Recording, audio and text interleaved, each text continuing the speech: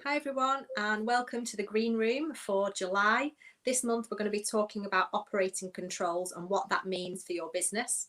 So I'm Laura Short, the Queen of Green at Heart, and I'm joined by my colleague John Mullen. Hi, I'm John Mullen, the Energy Evangelist.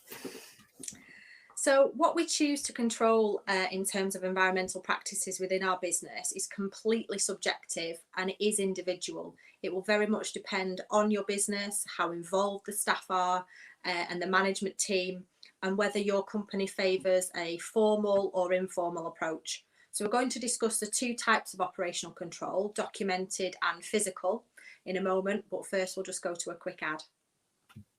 Hi, I'm Laura Short and I run the Green at Heart Awards scheme.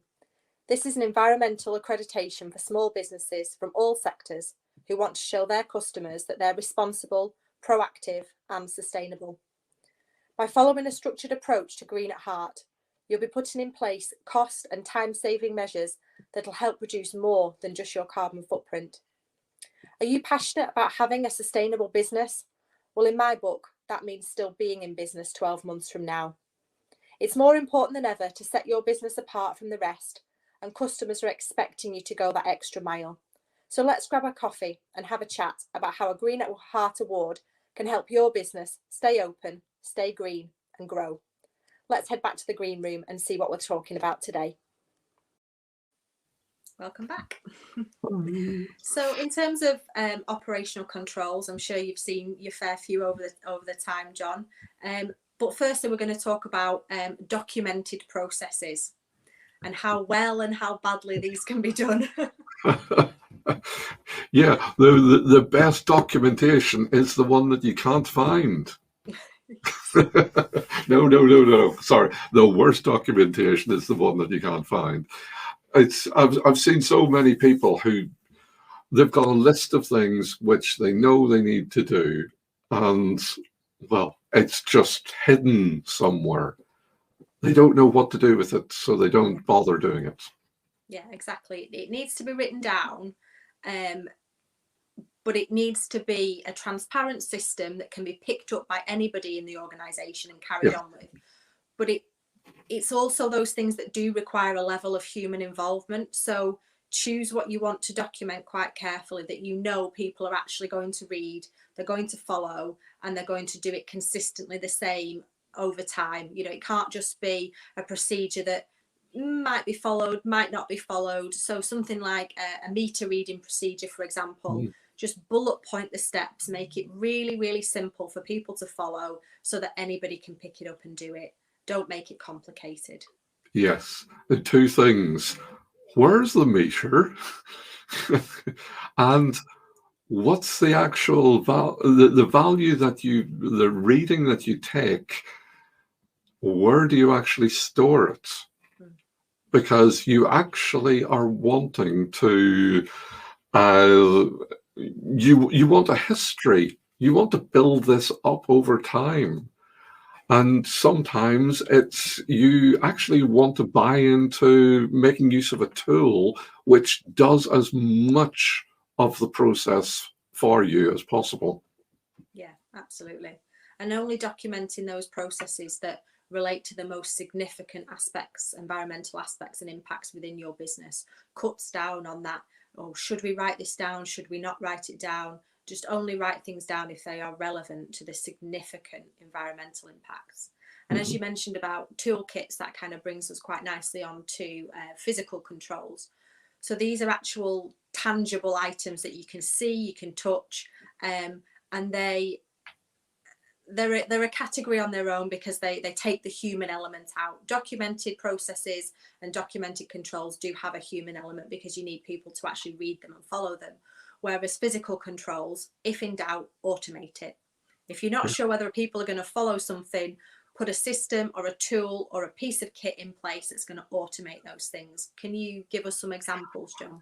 Yeah, I've been working with a client who actually wants to, they have a number of buildings. They're a social care company, but central office can't depend on the people who are in and out of those buildings to take the readings for them.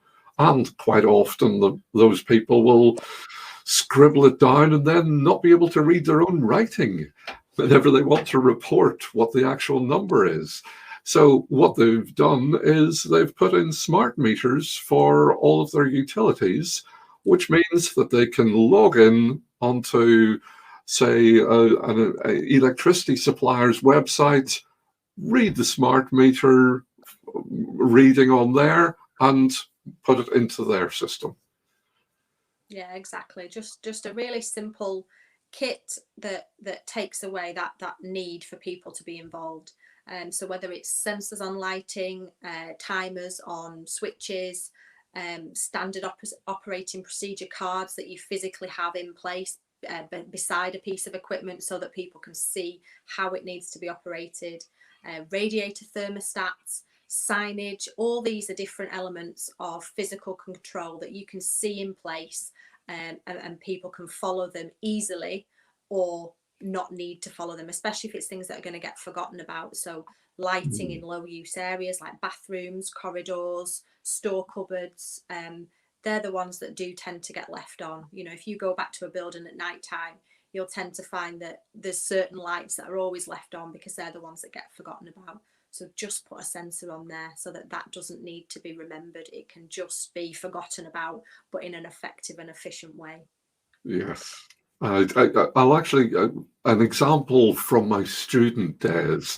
One of my friends rented a house, and in the kitchen there was a switch on the wall, which was always on. He thought it was to do with the cooker. 6 months down the road, he gets an absolutely massive electric bill, 600 quid over what he was expecting. And only after talking to the landlord, who then got in an electrician, did they work out that the switch on the wall was the immersion heater. Oh. Yes. And even the landlord couldn't tell my friend what it was for. Yeah. He just expected people to find out by themselves. But if you apply that into a business, somebody switches something on, hasn't a clue what it's on. Oh, that's always on. Yeah. Just leave it. Yeah. So you need to have labels on switches. You need to know what's in control of what. Yeah. And that's actually one of my favourite physical controls to put in place, is have traffic light coded stickers on switches. So green, you can switch on and off as and when you need to.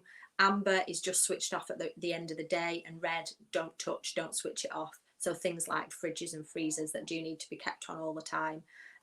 But I just find using those three colours, it's easily identifiable, doesn't need to be translated into different languages, and it's simple for all staff, newcomers, you know, people who've been there for a long time, to understand what it means and follow it. And that's one of the most valuable little bits of advice, which I know you give. And it's a simple solution which works for everybody, not just a few. I've seen it in action, and I've seen it save money, and it really is such a simple, quick win that you can start making money on straight away. Yes. Really easy. So we are going to be back next month talking about data monitoring and analysis. I know that's a thrilling topic for everybody, but it really is so important. So it's going to be bye from me. And bye from me. See you next time. Bye. Bye.